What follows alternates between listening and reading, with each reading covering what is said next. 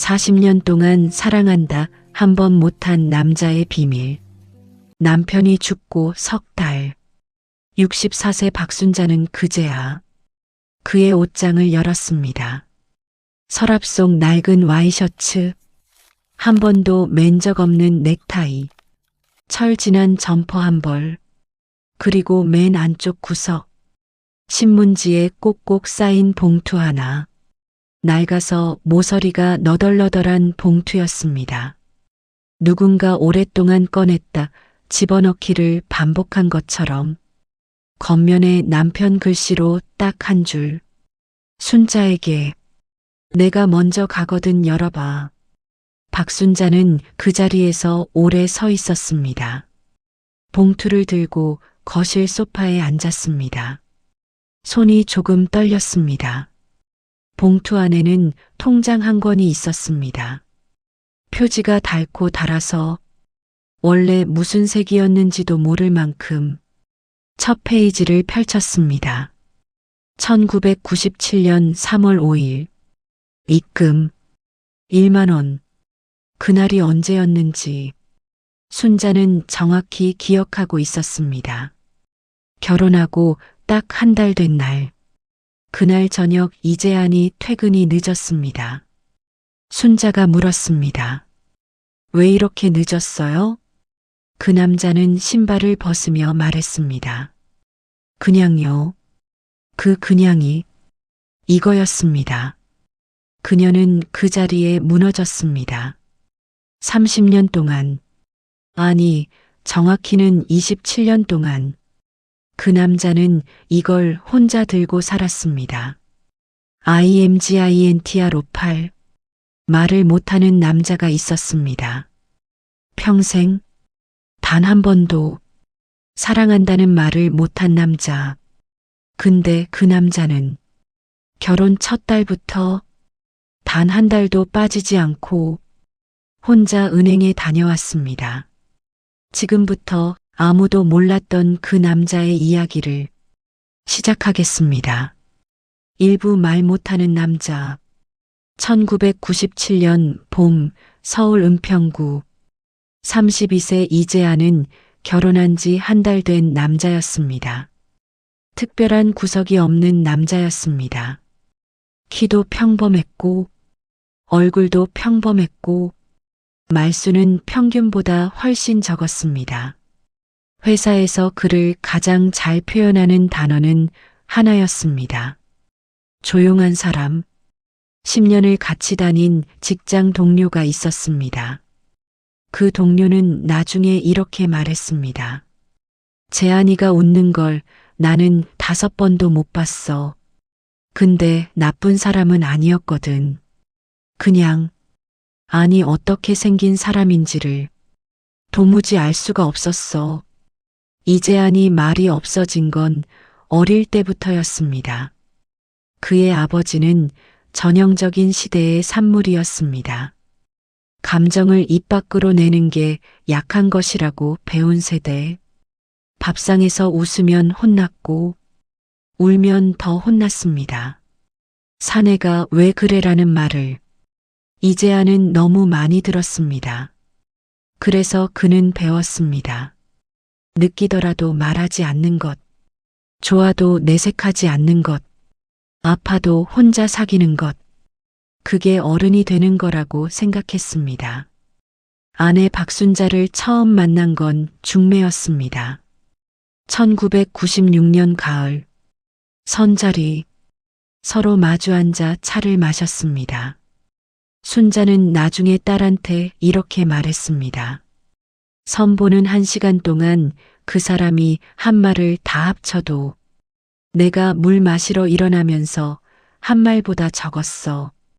이재안은 그날 집에 와서 어머니한테 딱 한마디 했습니다. 나쁜 사람 같지 않더라고요. 그게 전부였습니다. 그래도 둘은 결혼했습니다. 순자 입장에서는 나쁜 사람이 아닌 것만으로도 충분한 이유였습니다. 그 시절엔 그랬습니다. 그리고 이재안 입장에서는 말은 못했지만 그녀가 그 선자리에서 웃을 때 처음으로 마음이 움직였습니다. 그 얘기는 평생 하지 않았습니다. 결혼하고 한 달이 지난 어느 날, 이재아는 퇴근길에 버스에서 내리다가 갑자기 은행 앞에서 발을 멈췄습니다. 딱히 계획이 있었던 건 아닙니다. 그냥 문득 멈칫하게 되는 생각이 하나 들었습니다. 나는 말을 못하는 사람이다. 앞으로도 아마 못할 것 같다. 근데 이 사람이 나보다 오래 살 텐데 내가 먼저 가면 이 사람 혼자 어떻게 살지? 그는 은행 안으로 들어갔습니다. 창구에 앉았습니다. 직원이 물었습니다. 어떻게 오셨어요? 통장 하나 만들고 싶은데요. 적금이요? 아니면 입출금요? 이재아는 잠깐 생각했습니다. 만기 없는 거요. 그냥 넣고 싶을 때 넣을 수 있는 거. 직원이 웃으며 말했습니다. 자유입출금 통장으로 만들어 드릴게요. 통장을 만들었습니다. 그리고 창구에 10,000원짜리 한 장을 내밀었습니다. 일단 10,000원이요. 집에 돌아왔습니다. 순자가 부엌에서 저녁을 차리고 있었습니다. 왜 이렇게 늦었어요? 그냥요. 밥을 먹었습니다. TV를 봤습니다. 잠자리에 들었습니다. 아무 말도 하지 않았습니다. 그 다음 달도 그는 월급날이면 조용히 은행에 들렀습니다. 10,000원, 10,000원, 10,000원. 처음엔 직접 창구에 갔습니다. 나중엔 ATM기가 생기면서 기계로 넣었습니다. 더 나중엔 핸드폰으로 이체했습니다. 방식은 달라졌어도 날짜는 달라지지 않았습니다. 월급날이면 어김없이 아무도 몰랐습니다. 알리고 싶지 않았습니다. 말하면 뭔가 달라질 것 같았습니다. 이게 그냥 습관으로 남아있어야 평생 계속할 수 있을 것 같았습니다. 그렇게 1년이 지났습니다. 그해 크리스마스, 직장 동료들이 회식을 했습니다. 술이 몇 잔 돌고 나서 누군가 물었습니다.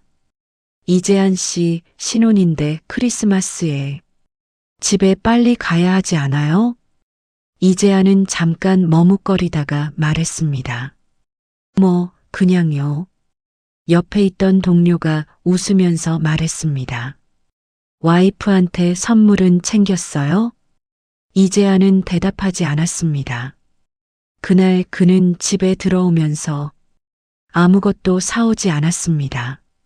순자는 혼자 미역국을 끓여 먹고 있었습니다. 자기 생일이었습니다. 왔어요? 응. 그게 전부였습니다. 순자는 그날 밤 이불 속에서 혼자 울었습니다. 이재한 옆에 누워서 소리 없이 이재한은 자는 척했지만 사실 자지 않고 있었습니다. 순자가 이불 속에서 조용히 흐느끼는 소리가 귀에 다 들렸습니다. 미안하다고 해야 했습니다. 생일인 줄 알면서도 아무것도 안 챙긴 것, 그게 잘못이라는 걸 알고 있었습니다. 근데 입이 떨어지지 않았습니다. 그는 천장을 보며 생각했습니다. 다음 달엔 조금 더 넣어야겠다. 그게 그 남자의 사과였습니다. 그게 그 남자의 미안함이었습니다. 순자는 그 사과를 평생 받지 못했다고 생각하며 살았습니다. 그녀가 틀린 게 아닙니다. 그냥 그 남자의 사과가 다른 언어로 쓰여 있었던 겁니다. 순자는 참는 여자였습니다. 태어날 때부터 그랬습니다. 사남매 중 맏딸. 밥은 동생들이 먼저, 새 옷도 동생들이 먼저, 학원도 아들들이 먼저, 참는 것이 당연한 집에서 자랐습니다. 그러니 이재한 같은 남자와 평생을 사는 것도 그냥 참았습니다. 처음엔 기다렸습니다.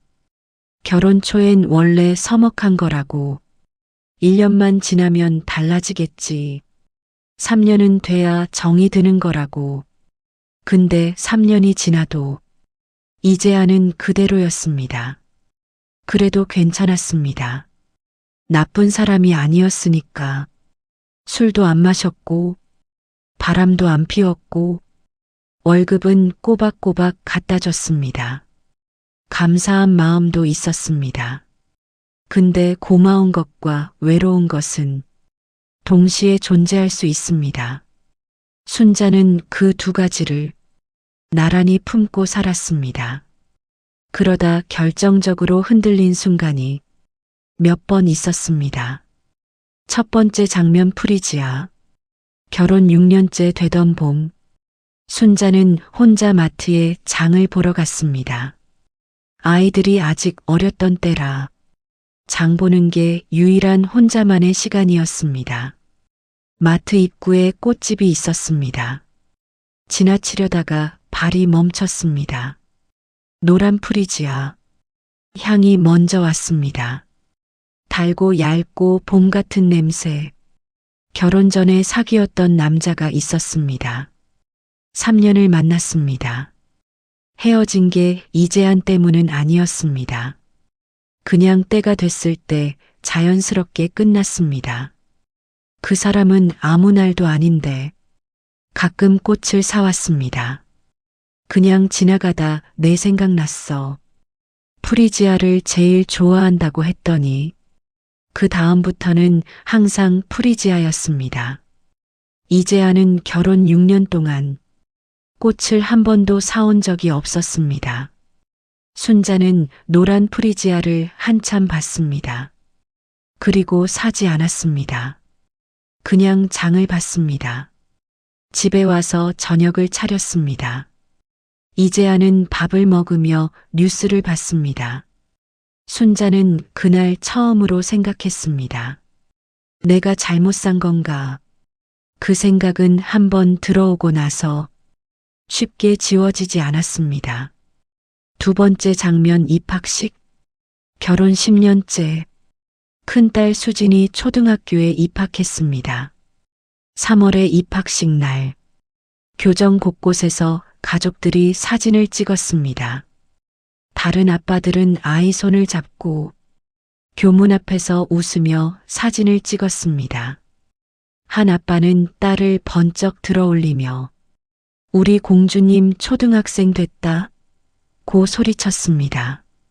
이재아는 조금 뒤에 서서 팔짱을 끼고 지켜봤습니다. 수진이 뛰어와서 외쳤습니다. 아빠, 나 사진 찍어줘. 이재아는 핸드폰을 꺼냈습니다. 수진이 교문 앞에서 포즈를 잡았습니다. 찰칵. 그게 전부였습니다. 다른 아빠들은 아이 옆에 쭈그리고 앉아서 같이 찍고 셀카 찍고 또 찍었습니다. 이재아는 찍고 나서 바로 핸드폰을 넣었습니다. 집에 오는 길, 순자는 수진 손을 잡고 걸으며 남편 뒷모습을 봤습니다. 저 사람은 기쁜 건지 슬픈 건지, 저 사람은 이날이 의미가 있기는 한 건지, 15년을 봤는데 아직도 모르겠다. 아이가 크는 순간마다 이 사람이 곁에 있는데 혼자인 것 같은 기분. 그 기분이 그날따라 유독 선명했습니다. 세 번째 장면 이혼을 생각했던 밤. 결혼 17년째. 아이 둘은 학교에 다니고 있었고 이재아는 부장으로 승진했고 순자는 동네 작은 학원에서 파트타임으로 일했습니다. 겉으로 보면 멀쩡한 가정이었습니다. 그해 여름, 이재안이 회사 일로 3박 4일 출장을 갔습니다. 순자는 혼자 집에서 지냈습니다. 이상하게도 남편이 없으니까 더 조용하지 않았습니다. 오히려 덜 외로웠습니다. 아이들 밥 챙기고 학원 다녀오고 저녁에 TV 보고 남편이 있을 때와 일상이 거의 같은데 이상하게 덜 쓸쓸했습니다. 그 생각이 스치는 순간 순자는 무서워졌습니다. 내가 지금 뭘 생각하는 거야? 출장에서 돌아온 날, 이재아는 현관에서 신발을 벗으며 다녀왔어. 딱 그 말만 했습니다. 순자는 부엌에서 응 했습니다. 그날 밤 이재안이 잠든 뒤에 순자는 한참 천장을 봤습니다. 이렇게 계속 사는 게 맞나? 이 사람 없어도 똑같을 것 같은데. 아니, 없는 게 더 편할 것 같은데. 이혼이라는 단어가 머릿속에 선명하게 그려졌습니다. 그냥 생각만 했습니다. 말로 꺼낸 적은 없었습니다. 근데 그 생각이 오래 남았습니다. 그해 이재안의 통장엔 입금액이 올라 있었습니다. 3만 원. 순자는 나중에 그걸 보고 알았습니다. 그가 왜 올렸는지는 모릅니다. 그냥 올릴 때가 된 것 같아서였을 수도 있고, 아니면 그의 뭔가를 느꼈을 수도 있고, 알 수는 없습니다. 다만, 순자가 이혼을 생각하던 그해, 이재아는 혼자 은행에 가서 금액을 올렸습니다. 그리고 계속 멈추지 않았습니다. 산부말 대신 세월이 흘렀습니다. 아이들이 자랐습니다. 큰딸 수진이 대학을 갔고 둘째 민준이도 고등학생이 됐습니다. 집이 조금씩 비어갔습니다. 이재안과 순자는 둘이 남았습니다. 근데 달라진 게 없었습니다. 밥 먹고 TV 보고 자는 일상. 주말엔 이재안이 혼자 등산 가는 것. 순자가 친구들 만나 수다 떠는 것. 그렇게 사는 거였습니다. 그러다 2014년 순간이 찾아왔습니다. 순자가 쓰러진 건 오후였습니다. 갑자기 아랫배가 당기더니 어지러움이 왔습니다. 혼자 병원에 갔습니다. 자궁근종이었습니다. 크기가 생각보다 컸습니다. 수술이 필요했습니다.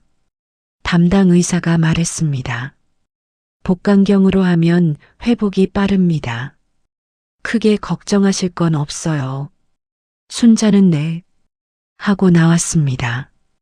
집에 와서 이재안한테 말했습니다. 나 수술해야 한대. 이재안은 뉴스를 보다가 언제? 딱 그 말만 했습니다. 순자는 속으로 생각했습니다. 그게 다야? 수술 전날 순자는 병실에 혼자 누웠습니다.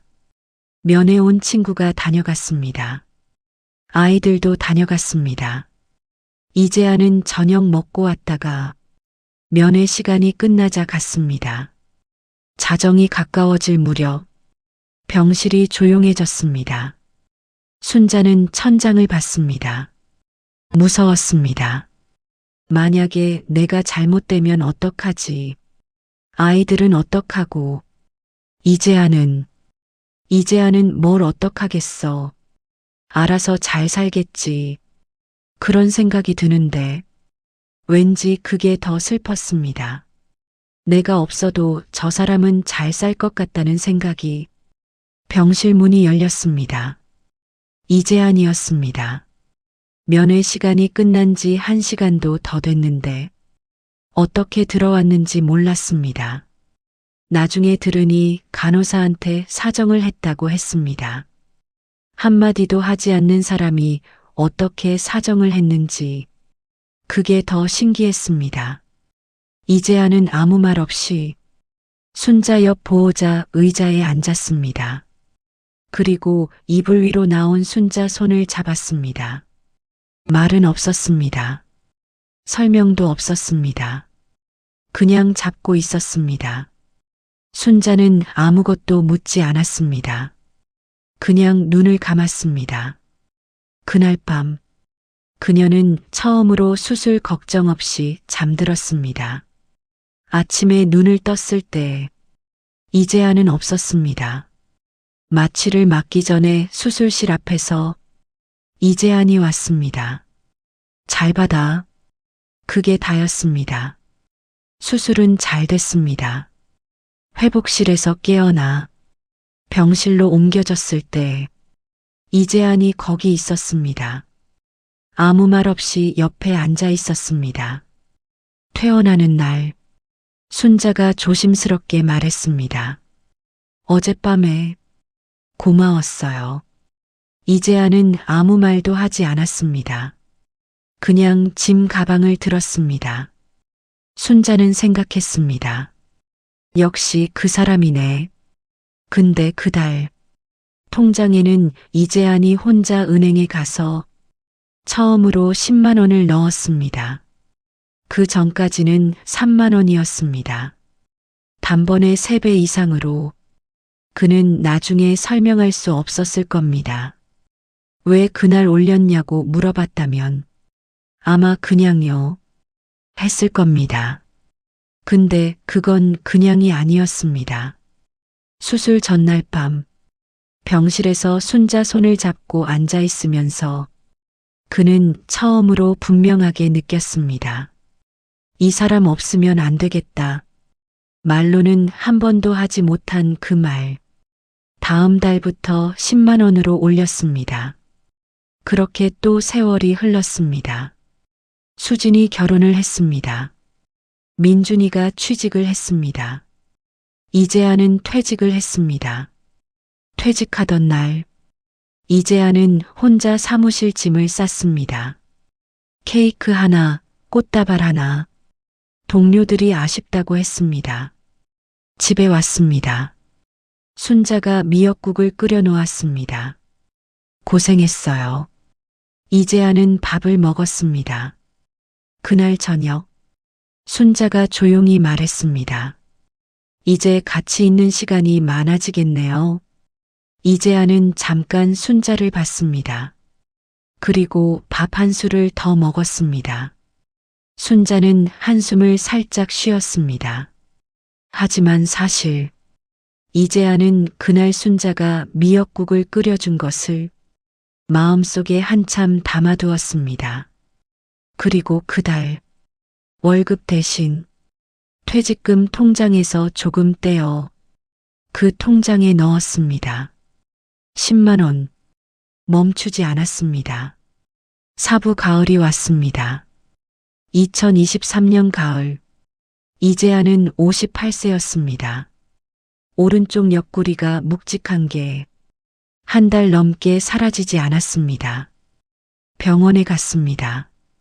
혼자 갔습니다. 순자한테는 말하지 않았습니다.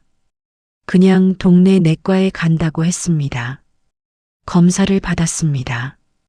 큰 병원으로 가라고 했습니다. 더 큰 병원에서 다시 검사를 받았습니다. 담당 의사가 말했습니다. 간암입니다. 3기예요. 이재아는 잠깐 창밖을 봤습니다. 병원 창밖으로 가을 하늘이 보였습니다. 높고 맑았습니다. 복도로 나왔습니다. 벤치에 앉았습니다. 한참을 그냥 앉아 있었습니다. 무섭지는 않았습니다. 이상하게도 그냥 멍했습니다. 담배를 꺼내려다가 집어넣었습니다. 오래전에 끊었습니다. 버스를 탔습니다. 집으로 왔습니다. 순자가 저녁을 차리고 있었습니다. 왜 이렇게 늦었어요? 그냥 좀 돌아왔어. 밥을 먹었습니다. TV를 봤습니다. 잠자리에 들었습니다. 아무 말도 하지 않았습니다. 그날 밤 순자가 잠든 걸 확인하고 이재아는 조용히 일어났습니다. 안방 옷장을 열었습니다. 맨 안쪽 구석에서 오래된 봉투를 꺼냈습니다. 통장이었습니다. 그는 소파에 앉아 한참을 들여다봤습니다. 1997년 3월 5일 1만 원. 1997년 4월 3일 1만 원. 1997년 5월 2일 1만 원. 페이지를 천천히 넘겼습니다. 26년치 기록이 있었습니다. 한 달도 빠지지 않았습니다. 그는 마지막 페이지까지 넘겼다가 다시 첫 페이지로 돌아왔습니다. 1997년 3월 5일. 결혼 첫 달. 그때 자신이 왜 이걸 시작했는지 그 버스 안에서 문득 들었던 생각. 이 사람이 나보다 오래 살 텐데 그 생각이 맞았습니다. 자신이 먼저 가게 됐습니다. 통장을 덮었습니다. 봉투 겉면에 볼펜으로 천천히 썼습니다. 순자에게 내가 먼저 가거든 열어봐. 다시 신문지에 쌌습니다. 옷장 맨 안쪽에 넣었습니다. 침대로 돌아왔습니다. 순자 옆에 누웠습니다. 천장을 봤습니다. 말하고 싶었습니다. 지금이라도 깨워서 이 통장 얘기를 하고 싶었습니다. 26년 동안 이걸 모아왔다고, 당신 위해서 이걸 했다고, 당신을 사랑했는데 그 말을 못했다고. 근데 그러면 내가 곧 죽는다는 게 더 실감날 것 같았습니다. 그냥 자는 척 했습니다. 한 달 뒤에 순자한테 말했습니다. 나 암이래. 순자는 그 자리에서 주저앉았습니다. 왜 이제 말해요? 왜 혼자 다녔어요? 한 달 동안 어디서 혼자 뭘 한 거예요? 이제야는 아무 말도 못했습니다. 미안하다는 말도, 괜찮다는 말도 입 밖으로 나오지 않았습니다. 그냥 순자 옆에 앉았습니다. 그게 그 남자의 방식이었습니다. 항암 치료를 시작했습니다. 머리카락이 빠졌습니다. 밥을 먹으면 토했습니다. 몸무게가 10kg 넘게 줄었습니다. 그래도 매달 월급날이 되면 그는 핸드폰으로 이체했습니다. 항암 치료받는 달에도 입원해 있는 달에도 멈추지 않았습니다. 순자가 옆에 있을 때면 핸드폰을 들지 않았습니다. 잠깐 화장실 간다고 하거나 순자가 자리를 비울 때 그때 핸드폰을 들었습니다. 이체 완료 문자. 그걸 확인하고 나면 왠지 조금 마음이 놓였습니다. 이걸 계속하고 있으면 아직 가면 안 된다는 것 같아서 2024년 여름 이재아는 병실에서 더 많은 시간을 보냈습니다. 어느 날 오후 순자가 이재한 손을 잡고 말했습니다. 당신 있잖아요. 우리 나중에 제주도 가기로 했잖아요. 같이 늙어가면서 여행 다니기로 했잖아요. 기억해요? 이재아는 기억했습니다. 몇 년 전에 순자가 한 말이었습니다. 우리 늙으면 제주도 가서 살면 어때요? 그때 이재아는 그것도 나쁘지 않네. 라고 했습니다. 그게 그 남자가 할 수 있는 최대한의 동의였습니다. 기억해요? 이재아는 잡힌 손을 꼭 쥐었습니다. 순자가 눈물을 닦으며 말했습니다. 그러니까 나아야 해요. 같이 가야 하잖아요. 이재아는 아무 말도 하지 않았습니다. 그날 저녁 순자가 잠깐 자리를 비운 사이 그는 핸드폰을 들었습니다. 손이 많이 떨렸습니다. 항암 치료로 손가락 감각이 무뎌진 상태였습니다. 이체, 수취인 계좌, 금액 10만 원, 확인, 이체 완료, 핸드폰을 내려놓았습니다. 천장을 봤습니다. 그게 마지막 이체였습니다. 2024년 9월, 이재아는 61세로 세상을 떠났습니다. 마지막 며칠은 거의 의식이 없었습니다. 마지막 날, 순자가 손을 잡고 있었습니다. 아이들도 옆에 있었습니다. 수진이 아버지 손을 잡고 울고 있었습니다. 민준이는 입을 꽉 다물고 창밖을 보고 있었습니다. 그때 이재한이 눈을 떴습니다.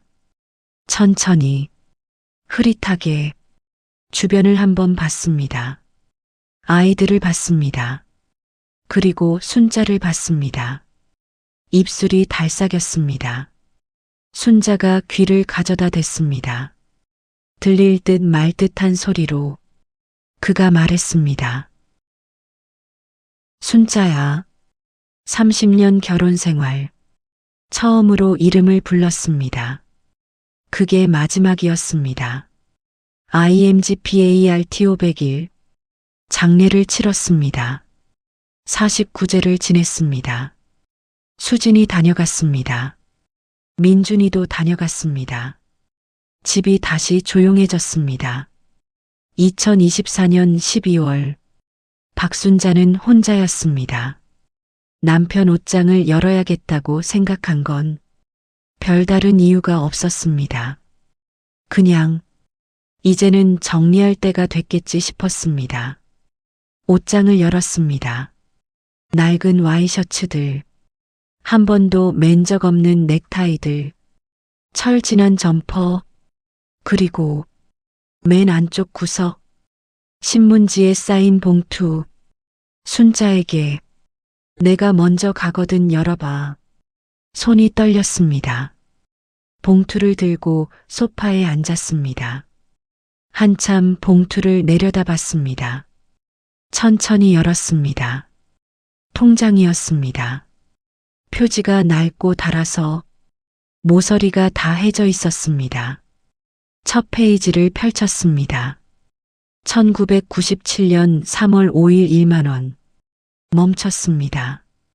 1997년 3월 5일. 순자는 그날을 기억했습니다. 결혼하고 딱 한 달 된 날. 그날 저녁 이재한이 퇴근이 늦었습니다. 순자가 물었습니다. 왜 이렇게 늦었어요? 그냥요.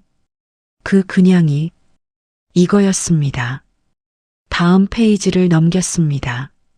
1997년 4월 3일 1만 원.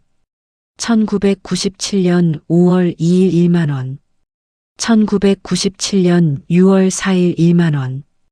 1997년 7월 2일 1만 원. 한 달도 빠지지 않았습니다. 손가락이 떨렸습니다. 페이지를 넘겼습니다. 또 넘겼습니다.